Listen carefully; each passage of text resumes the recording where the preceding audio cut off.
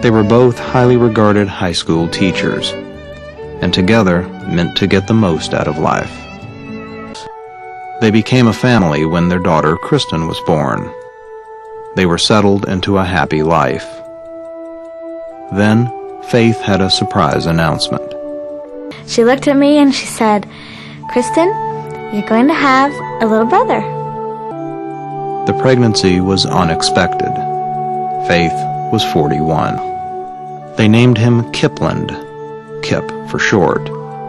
Bill had dreams for his son. He would share his love of sports, and of course he would love books, languages, and travel. Faith taught Spanish at Springfield High School. Her friends remember her as earnest and hard-working. You know, people are very lucky if they find a profession that's as fulfilling as I think teaching was for her. She was always pushing her students to achieve, but always with a hug, because there was a warmth in her that was exceptional. If Faith was an excellent teacher, by all accounts, Bill was in a class by himself, a legend at the other Springfield High School, Thurston. He was a bright star and a dynamic person, a charismatic person, an energetic person. In his classes, it was a show. I mean, he was a fantastic Spanish teacher, but totally different from Faith. When Kip was 4 and Kristen was 10, the Kinkles decided to take the kids abroad for a sabbatical year. A year in Spain to broaden the family's horizons. Even so, friends and family can imagine Faith worrying about the effect that leaving home might have on her children, particularly on the young son with whom she felt an especially close bond. I can see my mom saying, "Well, maybe this isn't such a good idea. Maybe they're too young. Maybe we shouldn't do this." But I think that they gave so much weight to a cultural experience like that they believed that was going to outweigh the negative. The decision was hardest on Kip. His first year at preschool would be in a class where even the teacher didn't speak English. There was a bully at his school. I remember him coming home and not being very happy with this big bully. And I think he was really frustrated at the fact that he had just mastered English, and then all of a sudden he was in a place where it didn't work. And I think that was frustrating for him. Bill and Faith were learning one of the abiding lessons of parenthood. No two kids are alike. Kristen had been an easy baby. Kip was colicky and a bit of a handful. Kristen easily acclimated to Spain. For Kip, the adjustment was a challenge. Then when they were coming back, apparently they because they'd been there a whole year and everybody had been speaking Spanish, the mom and dad and Kristen would be just chattering away in Spanish, and Kip would go, "No more Spanish, no more Spanish." And so it was like, wow, it must have been hard for him. Back home, it came time for Kip to head off to the first grade. Their friends say that Kip carried with him the family's expectations of another Kinkle success in the classroom. But somehow, Kip seemed a little lost at school. He was having an extremely hard time reading, writing, and spelling. Perplexed and disappointed by Kip's performance, Bill and Faith decided it was best to have him held back for a year. That was really tough, because then all of a sudden here are all his friends going on, and he's back. And I thought about that, and I thought that must be agonizing for them, because it's a small community. Everybody knew each other at that little school, and to know that he's being held back because of reading just seemed really tough.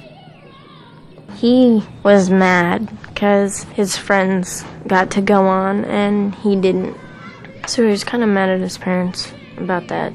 Struggling to fit in with his friends and to please his parents, Kip stumbled through to the third grade. He desperately tried to do well.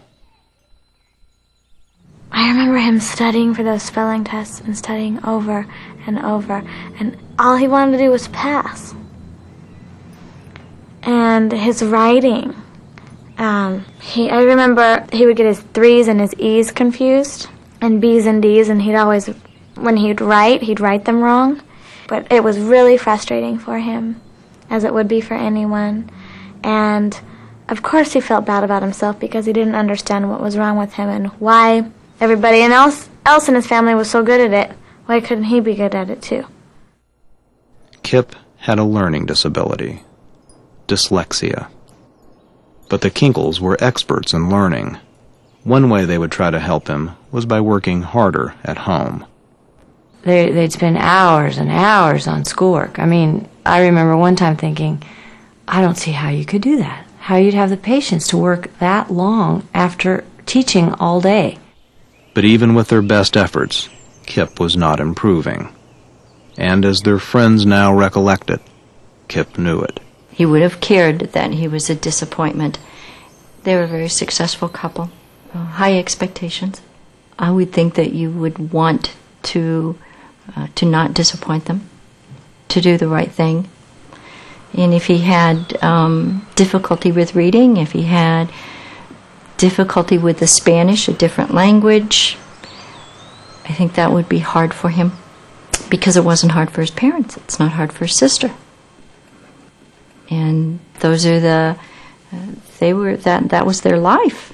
It's teaching, being successful. Looks under control up there. Home movies meant to memorialize family fun also show something else.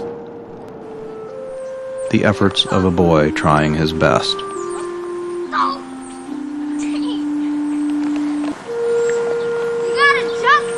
I think you're right, Kip. It's kind of always you grow up with an awareness of a little bit of inadequacy. Kristen's going to show us some headstands. Handstands. Look at that. Can you believe that? Kip's doing a handstand. I think that Kip needs some more work. But he's eager. He's eager. Of course he felt compared. I know he felt compared. I'm sure it was hard. Hey, Kristen. Kristen continues to show us her gymnastics training and cheerleading experience.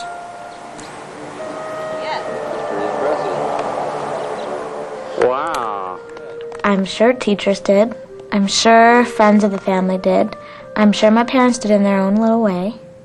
But as far as letting him be aware of it, they tried really hard not to, because they know how important that is. Yeah, do a bunch of those. Faster. Play like you're a windmill on an 80-degree, or 80, Oh, there she goes into the edge. Athletic prowess was valued currency in the Kinkle family. Bill was himself a tennis ace, and known as a fierce on-court competitor. Bill coached the Thurston High tennis team, and he won the city championship. Inevitably, he put a racket in Kip's hand. Tried to get him interested in tennis. Kip was small and light, but he just didn't care much for it.